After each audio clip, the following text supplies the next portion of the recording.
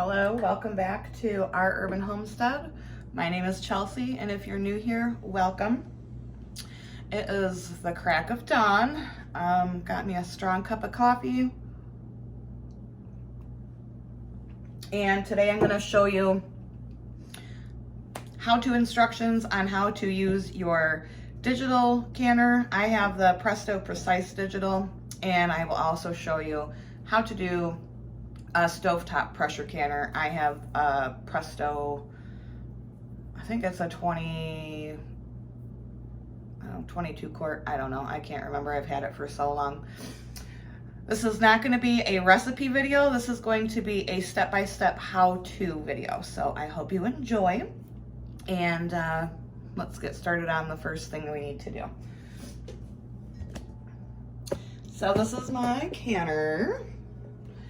It does not have like a power on button, so to turn it on you have to plug it in.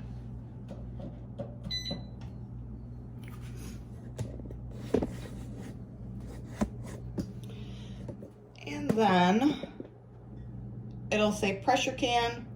If you want a water bath, you just turn that knob and it'll say boiling water can. We are going to be pressure canning in this though. So after you have chosen your setting, you push this little button that looks like, you know, like play. And then you set your time.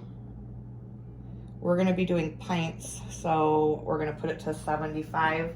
Before I push this button again, I'm going to fill it with 3 quarts of water.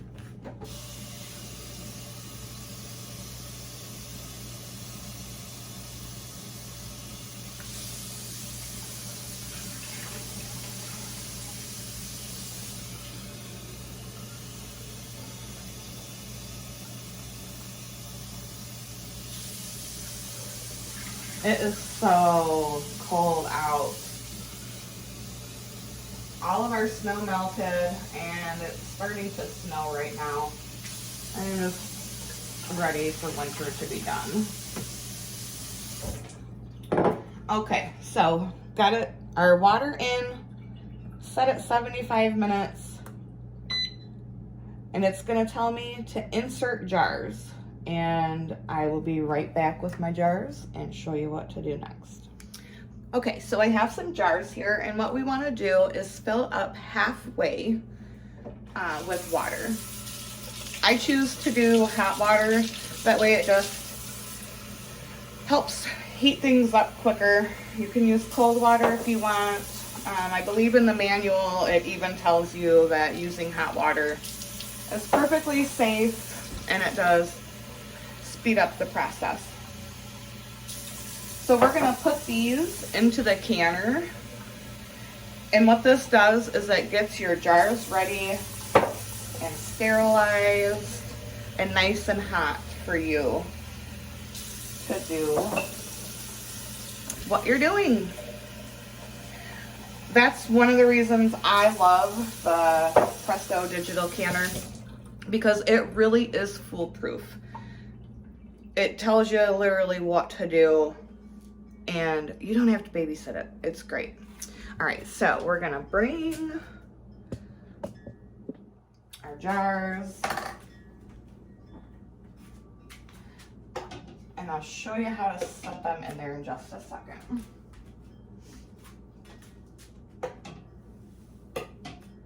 This will hold 7 pints or 5 quarts.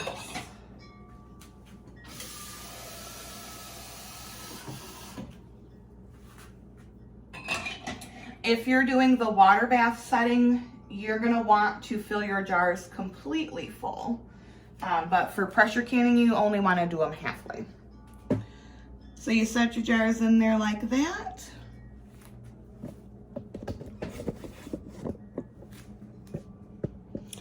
And then, so since we've inserted our jars, we're going to push that, and it says warm. We're going to put our lid on.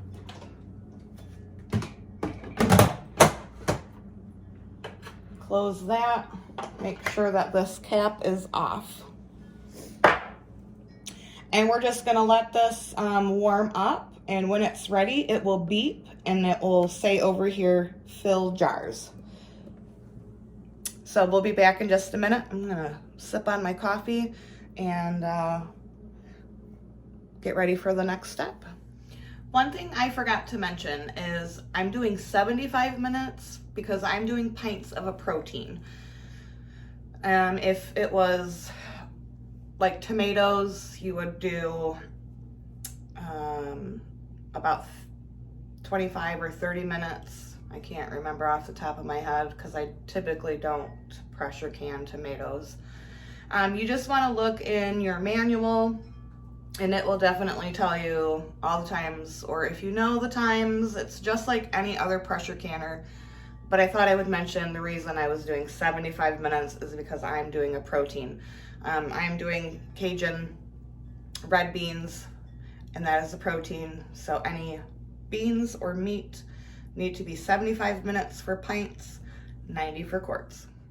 Okay, so it just beeped and said to fill jars. So I'm going to remove the lid, use my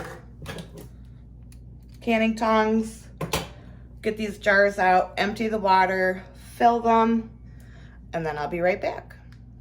My jars are filled and back into the canner.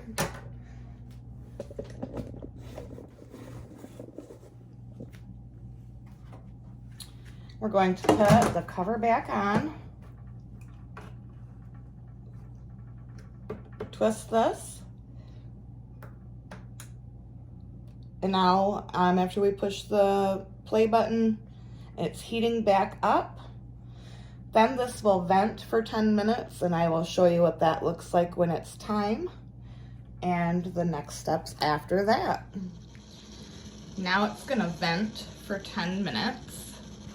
And what that means is here in just a few minutes, I will begin to, well, you can see some already. Nice little stream of steam coming out of the top. Hopefully you can see that a little bit better.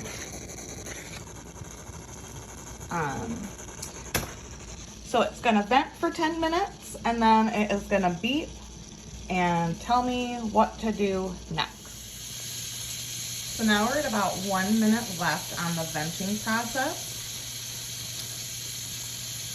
And we are waiting for it to tell us to put our regulator on.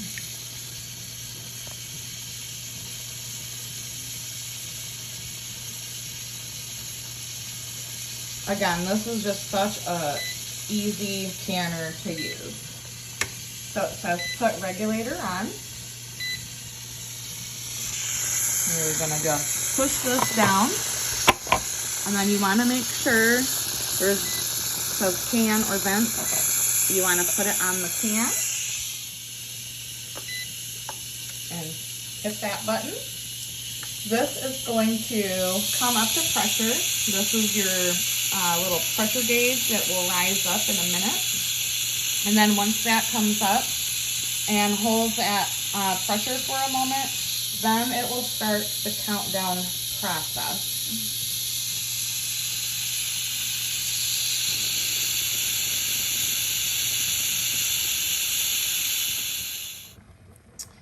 So now we have reached pressure. Our pressure indicator button, whatever it's called, is up. I believe it has to hold pressure for about 2 minutes and then it will start the countdown process. Our digital canner is gone through the canning process and now it is on its cool down cycle. This will naturally release the pressure and make it safe for you to open. This process can take anywhere from 20 minutes to a half hour.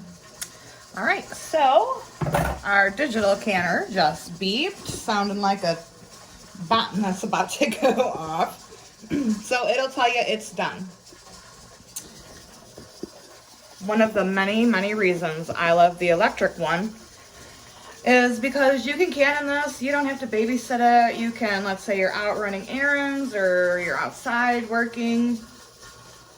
This will be just fine how it is. It's not like you have to babysit the stovetop one. And you can't really, kind of want to be in earshot within the stovetop one just to make sure that you're staying at that pressure. I'm going to go ahead and get these out of the canner